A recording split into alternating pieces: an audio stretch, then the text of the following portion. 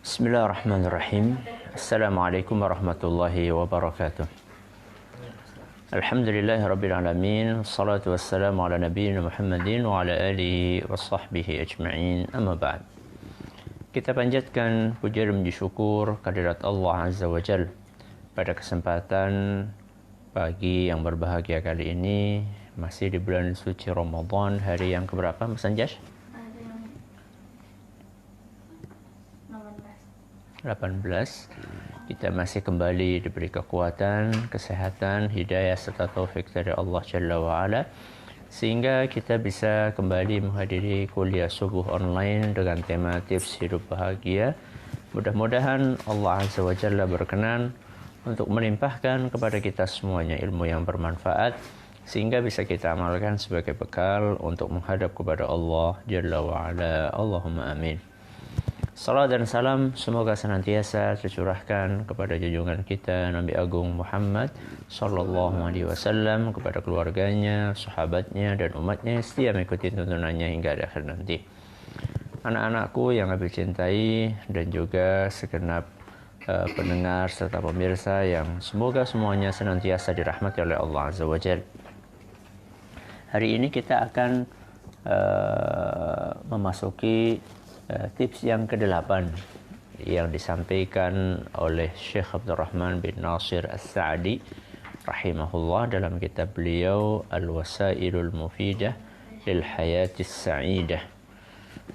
Silahkan dibuka halaman 23, yang para pendengar dan pemirsa yang punya PDF-nya juga bisa dibuka di halaman 23, poin yang ke-8. Silakan Mas Abdullah. 8 merupakan berbagai penderitaan masa lalu yang tidak dapat ditolak. Yang ke-8 melupakan berbagai penderitaan masa lalu yang tidak dapat ditolak. Pernah habis sampaikan manusia itu punya 3 fase. Kemarin, sekarang, besok. Itu fase kehidupan manusia. Kemarin itu ya maksudnya bukan cuma kemarin hari Ahad. Kemarin itu maksudnya adalah masa lalu. Besok itu maksudnya bukan berarti hanya hari Selasa. Besok itu maksudnya adalah masa depan. Sekarang itu bukan maksudnya detik ini, ya hari ini gitu ya. Itulah kehidupan manusia. Nah, manusia itu hidup di dunia, dia mengalami hal-hal yang enak dan yang tidak enak. Dia mengalami kebahagiaan dan juga mengalami kesedihan. Dan kesedihan itu atau musibah yang dialami itu seringkali dia tidak bisa untuk menolaknya. Pasti kena gitu. Dan itu musibah sudah terjadi misalnya. Orang yang selalu terhantui dengan penderitaan masa lalu, maka dia akan sulit mendapatkan kebahagiaan. Contoh misalnya, ada seorang anak yang ditinggalkan oleh ayahnya. Ditinggalkan oleh ayahnya. Baik itu ditinggalkan karena ayahnya meninggal dunia, wafat, atau ditinggalkan dalam arti ayahnya tidak bertanggung jawab. Setelah anaknya lahir dia pergi, menterlantarkan anak dan istrinya. Akhirnya anak tersebut gak punya ayah. Dan di sekolahan selalu dia diolok-olok oleh temannya. Diolok-olok oleh temannya, gak punya apa? Ayah.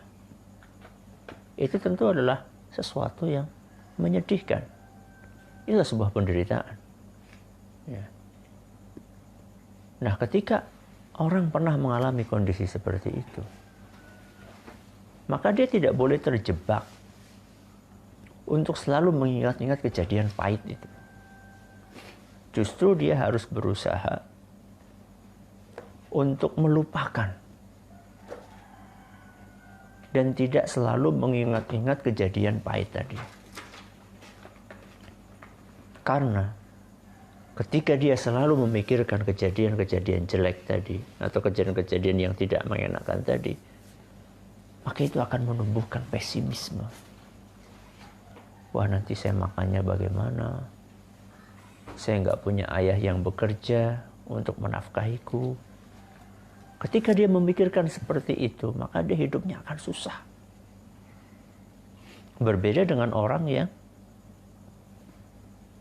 dia punya pandangan yang jauh ke depan.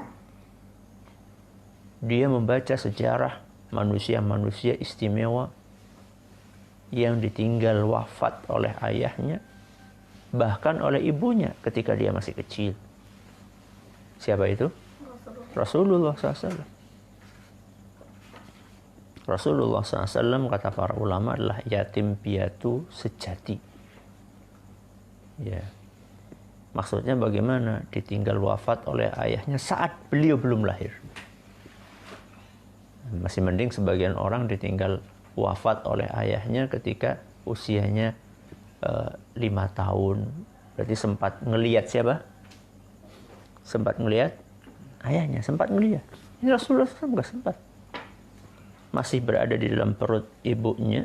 Siapa ibunya Rasulullah SAW? Aminah. Beliau sudah tinggal wafat oleh ayah. Dan yang lebih menyedihkan lagi, saat usianya baru beberapa bulan atau beberapa tahun, Nabi kita SAW sudah ditinggal wafat oleh siapa? Oleh ibunya, bayangkan. Ya. Tapi Rasulullah SAW tidak trauma dengan masa lalu yang memang nggak bisa dihindari tadi. Beliau tetap berbuat, beliau tetap beraktivitas, beliau tetap beroptimis. Akhirnya beliau menjadi manusia terbesar sepanjang sejarah kehidupan manusia. Ya. Jadi penderitaan masa lalu tidak bisa dijadikan alasan untuk seseorang agar dia tidak berkembang. Baik, Mas Abdul Rahman. Di antara upaya menyingkirkan sebab-sebab yang mendatangkan kegelisahan dan meraih sebab-sebab yang mendatangkan kebahagiaan adalah melupakan berbagai kesulitan yang telah berlalu yang tidak dapat ditolak. Dia harus memahami bahwa menyibukkan diri dengan memikirkan hal tersebut merupakan perbuatan orang bodoh yang sia-sia.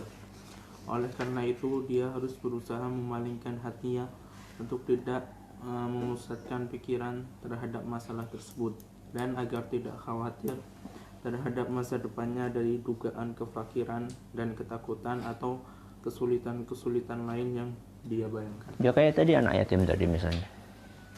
Wah, nanti siapa yang bekerja, siapa yang menafkahi? Subhanallah. Allah Azza wa Jalla berfirman dalam surat Hud ayat 6. Balapan.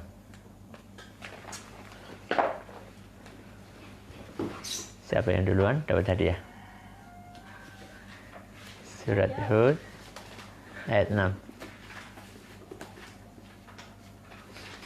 Masuk ya, kalian belum dapat hadiah. Ketemu Wa ma min dabbatin fil ardi illa 'ala Allahi rizquha. Apa artinya Mas Abdul Rahman? Dan tidak ada hewan melata yang ada di bumi kecuali Allah telah menanggung rezekinya. Bagus. Setiap makhluk hidup pasti sudah ditanggung rezekinya. Oleh siapa? Oleh Allah SWT. Setiap makhluk hidup. Kuda Nil makhluk hidup atau bukan? Itu loh. Makhluk hidup. Kuda Nil sama Abdullah makannya banyak siapa? Bayangkan ya, kuda Nil yang porsi makannya itu jumbo, ya sesuai dengan tubuhnya saja, itu ditanggung rezekinya sama Allah. Kuda Nil pernah sekolah SD atau enggak? Enggak pernah. Kuda Nil yang enggak pernah tamat SD. kemudian porsi makannya jumbo saja,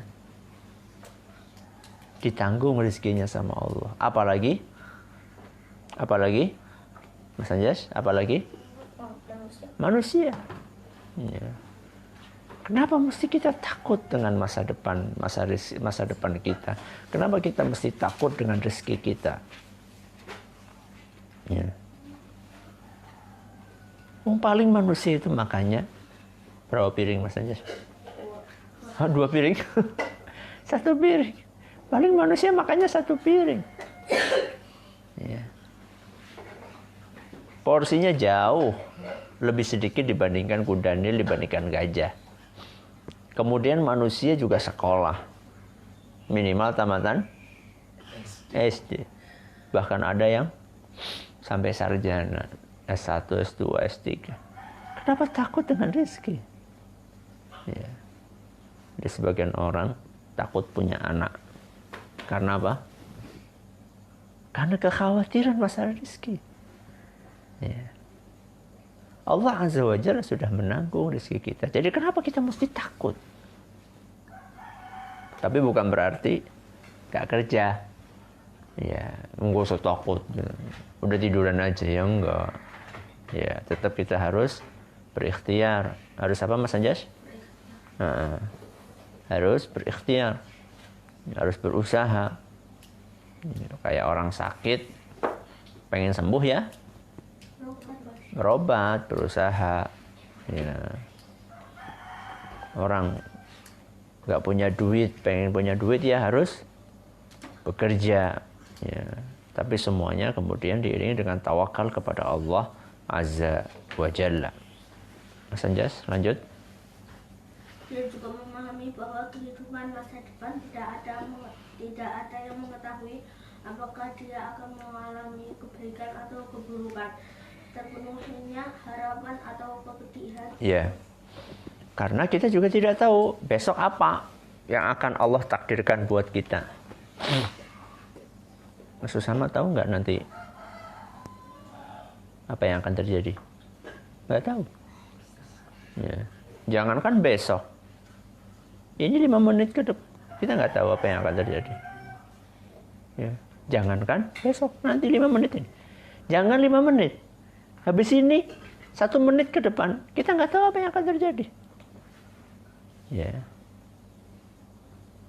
Apakah kita akan tetap bisa bernafas atau justru nafas kita akan berhenti? Kita tidak tahu apakah abi atau ummi kita itu masih ada nanti.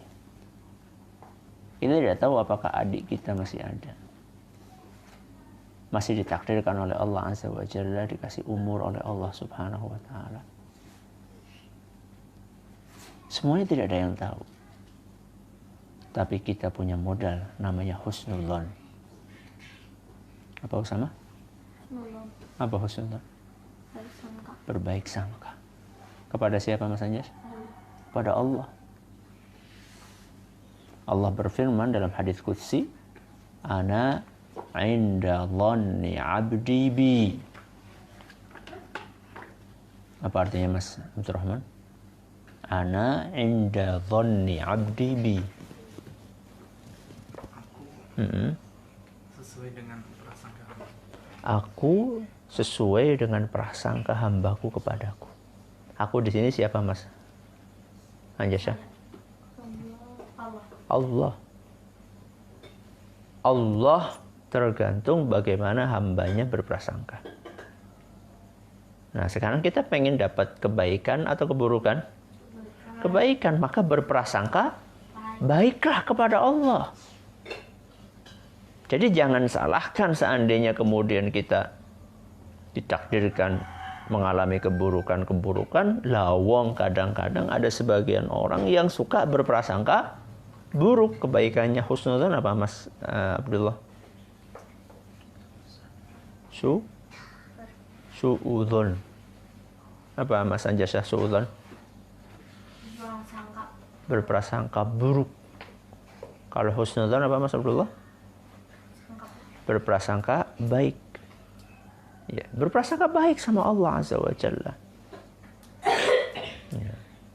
Insya Allah di bulan Ramadan ini aku akan khatam berapa kali Mas Anjas?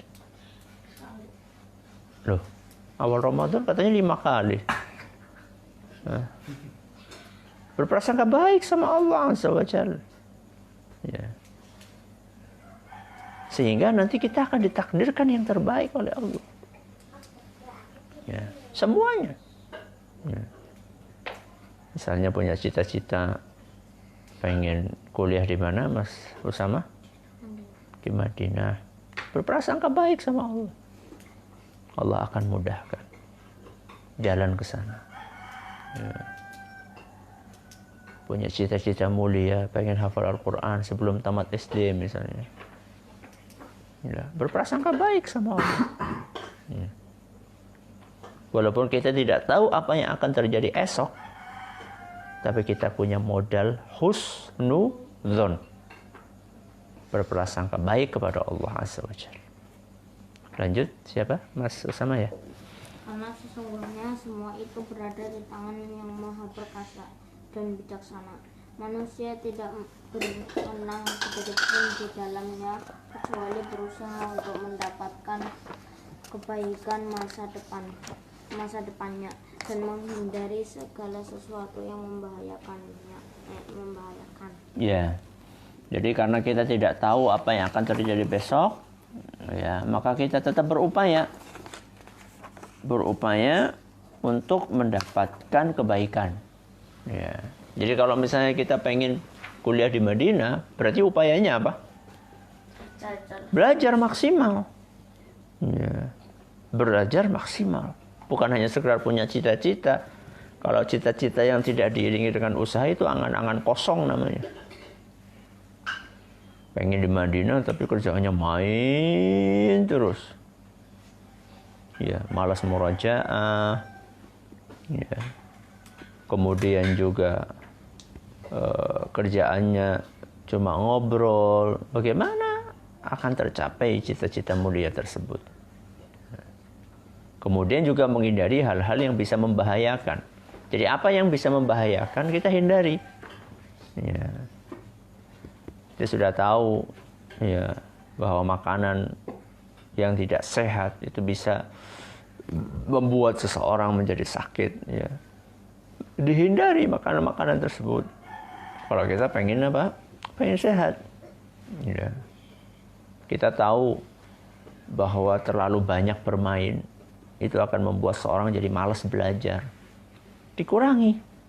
Ya, bukan berarti nggak boleh main sama sekali, tapi dikurangi. Ya. Sehingga cita-cita kebaikan yang kita idam-idamkan bisa tercapai. Ya, siapa yang belum baca ya? Membahayakan. Halaman 24. Seseorang